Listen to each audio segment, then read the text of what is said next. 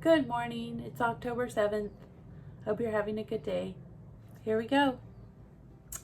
Fear is a question. What are you afraid of and why?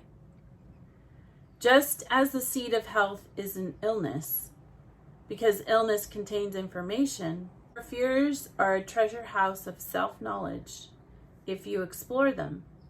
Marilyn Ferguson, 1938 to 2008. What some of us think of as meditation is what a therapist would call rumination. Obsessive preoccupation is not step 11.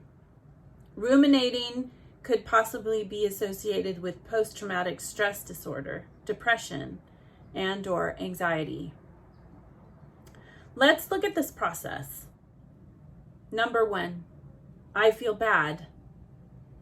Number 2, I shouldn't feel or think this. Number 3, I am wrong to feel or think this way. And number 4, am I damaged and unfixable? Like someone struggling in quicksand, the more we struggle to fix ourselves, the more we suffer. We may have the best of intentions and still find ourselves losing ground. So finding our way in meditation and finding guidance involves a degree of experimentation. We explore feelings. There is no need to mask or force them. Confronted by our fear, anger, and sorrow, we explore instead of judge. Meditative focus can be internal or external. Concentrating on external focal points like a candle flame or a peaceful sound may be a preferred starting place for those of us with deep psychic damage, not ready to be stirred. Focusing helps still our thoughts, helps us sleep at night and manage stress by day. Inward focus can lead to the what and why of our feelings. We welcome a myriad of thoughts, sensations, and feelings and engage with them with curiosity. Instead of wrestling our way into mental health, we apply loving kindness to the most difficult to treat conditions. A clinical instructor of psychology at a Harvard Medical School, Dr. Christopher Germer, does that. He incorporates mindfulness with stress reduction and cognitive therapies and acceptance and commitment therapy to treat depression, chronic pain, and borderline personality disorder. The doctor finds radical acceptance goes down smoother with compassion, love, and tenderness. We can honor and make peace with our feelings and experiences. Can I treat my thoughts and feelings as welcome guests, not intruders? Do I see unpleasant feelings as helpful clues rather than punishment to be avoided? What am I feeling now? Why? So I'll read to you what step 11 is in the 12 steps. If you're not familiar, step 11 is sought through prayer and meditation to improve our conscious contact with God as we understood Him, praying only for knowledge of His will for us and the power to carry that out. So like I said, I have a problem with Him. And I have found that what I read today is much more helpful to me now.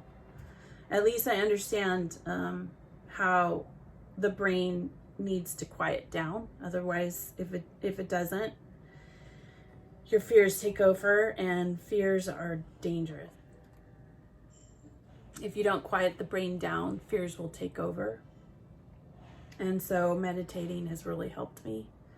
I like the it's called the little bowls, those little bowls, and then you can listen to the different sounds. I'll put that down in the description. She's really cool. Her name is Jessica Richberg. I like her.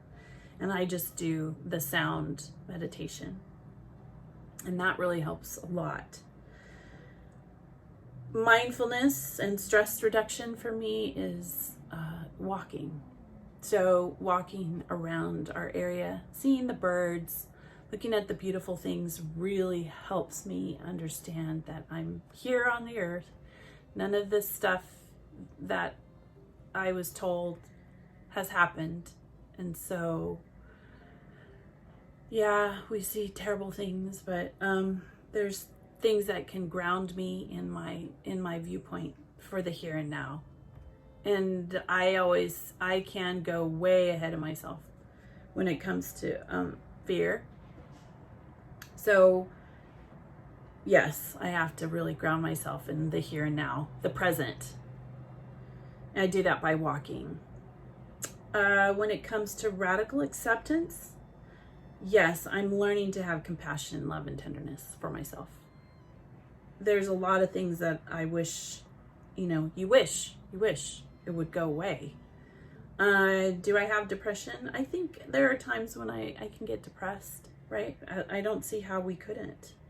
I mean, I don't see how after leaving the organization, most people couldn't, there's going to be a sense, you just lost everybody, right? You lost your family, you lost your friends. You don't agree with the way they think anymore. So, there's a lot of unpleasantness that comes with all of that. And just being able to accept that as it comes, the flowing feelings. Yes, it's very important. I had an experience this last week where I saw some ExJWs from my old congregation from on the hill in Laguna. And I had to call somebody. And usually I always call my husband. But I'm trying not to do that as much anymore. I'm trying to find people who I can call, because not that there's anything wrong with always calling him, but I always call him. So I wanted to talk to someone else, and she really helped me. Thank you, Linda, if you're listening. And that was something that I needed to walk through the feelings. And if you can find someone who can just listen to you, feel those feelings, makes a big difference in what it is, exploring it, right? If you can find someone you can trust and you feel safe with, it's important to talk it out. And for ex-JWs, it's really hard for us to find people that can understand or sympathize or empathize with us. So yeah, it's kind of a challenge there. Even with when I had a therapist, she just didn't get it. She didn't understand. So in America, you're given a certain amount of therapists, and if your health insurance doesn't cover them, then you don't get the cult therapist that can help you, or you don't get this person. So the person that would cover your little problem. We have layers, right? We have layers as ex-JWs. We have layers that sometimes people don't understand. So yeah, it would be nice if I could find someone, but we'll see. Maybe in the future. It hasn't happened yet for me. So exploring my feelings with people who I feel safe with is very important for me. And then just being able to listen to my feelings or my fears that day, because I can't, and usually it happens at night. I wake up at 2 o'clock in the morning, hormonal probably too. I got a lot of different things going on. I'm perimenopausal, so you just have to let yourself feel all that and breathe through it all. So meditation with good breathing, like that deep breathing, and then letting it out, and slowly relaxes the brain. And within a few minutes of me just sitting there, breathing, realizing that I'm having some sort of anxiety attack, whatever, it just it'll pass, and it will be better in a few minutes. So quieting my brain, the breathing part is really key for me. So yeah, exploring all these interesting, I'm grateful that there are people that have done so much work in understanding the brain, because now I'm understanding what I was feeling, and that it's gonna get better. It's gonna get better, and with good talking therapies and doing this, it all helps. Everything helps. Talking to people, finding people, just even being around people. If you can't talk to them, there's something to seeing life around you, that it's still going, and that it will continue to go, right? It'll continue to go. I do believe there's toxic positive therapy, right?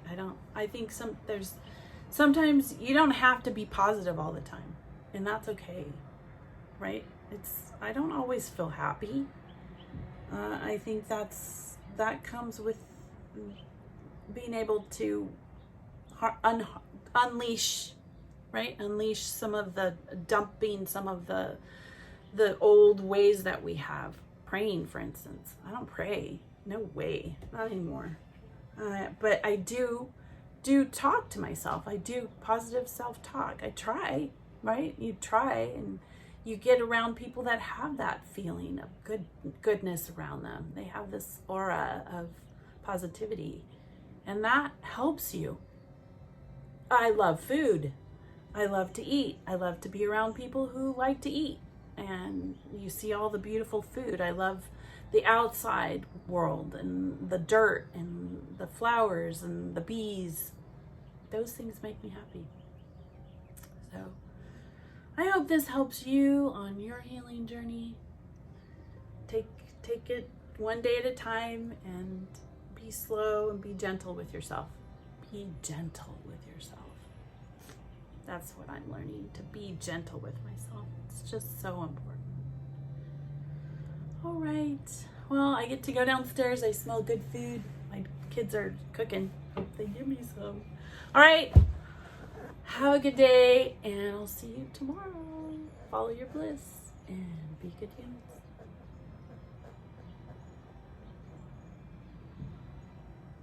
This is a side note. If you tried to get a hold of me on Facebook, I accidentally deleted you. If you're up on the hill and you had your daughter contact me, I am so sorry. I don't know what I did. So you could do that again, and I will respond. But I don't know how to get a hold of you, and I erased stuff by accident, because that's just me. Oop, mower, gotta go.